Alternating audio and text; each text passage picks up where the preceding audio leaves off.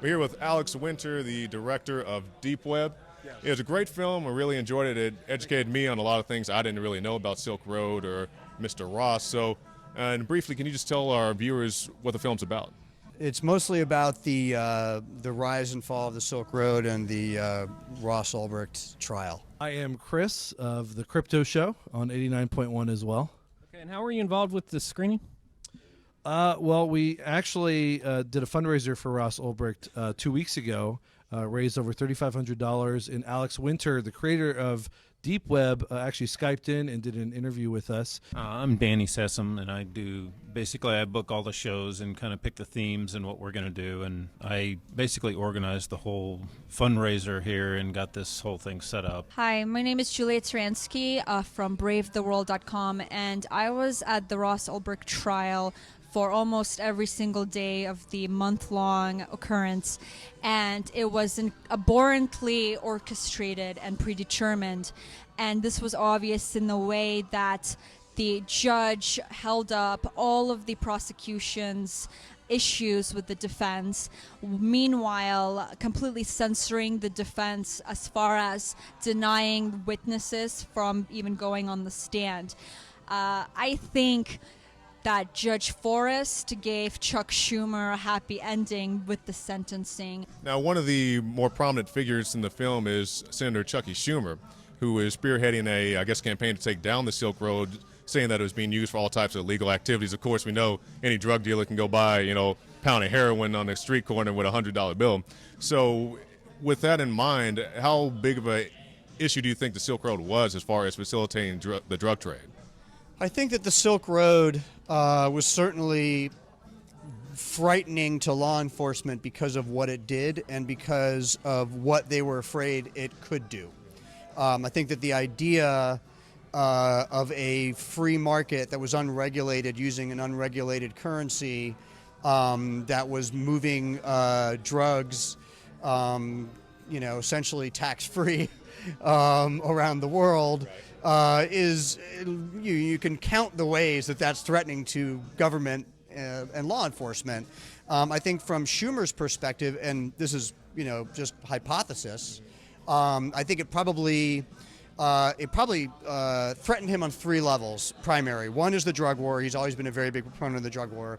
Two was financial regulation, which is something else the Southern District of New York is very involved in. Obviously, it's where Wall Street is, and Schumer's very involved in Wall Street. And Bitcoin and cryptocurrencies have been on the radar of Wall Street and financial regulations people. So, I'm sure they were calling Schumer up too, saying, what's going on, and would you please shut this down as quickly as humanly possible? And the third is cyber, and this whole notion of the internet as this big boogeyman that is teeming with, anarchist, hoodie-wearing hackers out to destroy the world is terrifying to a lot of people, especially of a certain age who probably don't know much about technology or really understand technology. So I think they looked at the Silk Road, and it hit all three of these issues, and they thought, oh my God, this is a tsunami of illegality, and it must be destroyed. I think, unfortunately, a lot of the fight against the Silk Road, whatever you think of it, even if you think it's horrible and you think everything they did was wrong, it lacked nuance. It was sort of like attacking a problem with a sledgehammer with a blindfold on, as opposed to using surgical tools. And the movie attempts to really deconstruct actually what the Silk Road was, whether you like it or not. It's not a big film saying that it was all great, but it is saying here's what their motives were, here's how it worked, here's what it did, here's what it didn't do. Now go make up your mind. Final thoughts regarding this is really the Silk Road story, Ross's story, the story of the darknet is just beginning. This is a movie that was about the beginning of something, not the end. So people should educate themselves. They should get involved. And then for me, I'm making a documentary about Frank Zappa now, so I'm doing something completely different.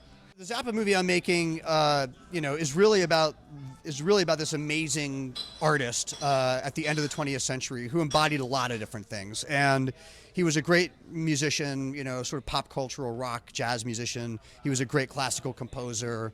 He was, super anti-drug, which is really interesting for that era and for the type of music that he made. He was very suspicious of institutional malfeasance, coming out of the 60s and 70s. How couldn't you be? I am always very interested in paradoxical historical characters who aren't so easily defined, who are very liberty or freedom minded, because they end up being very fascinating and dramatic.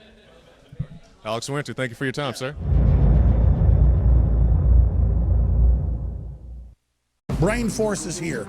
Ladies and gentlemen, I've been on this the last few months. You probably noticed I've been more crazed, more focused, less brain fog, more energy, more special reports, and it's because of Brain Force. We kept changing this formula over and over and over again until it became sort of a grand puzzle. For example, the L-theanine inside of it, that is activated by the different compounds in the yerba mate that we put inside of it as well. This just increases the compounds you already have. This is what you're actually designed to run on. Exactly. It's kind of like a car will run on one form of junkie gas, but it runs really good on what it's designed for.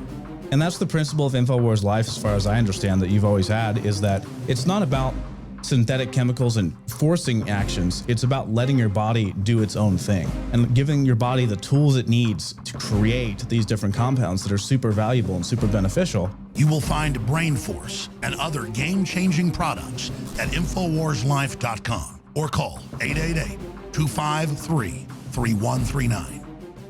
You are watching the Infowars Nightly News, which airs 7 p.m. Central at InfoWarsNews.com. And your support is helping us defend liberty worldwide.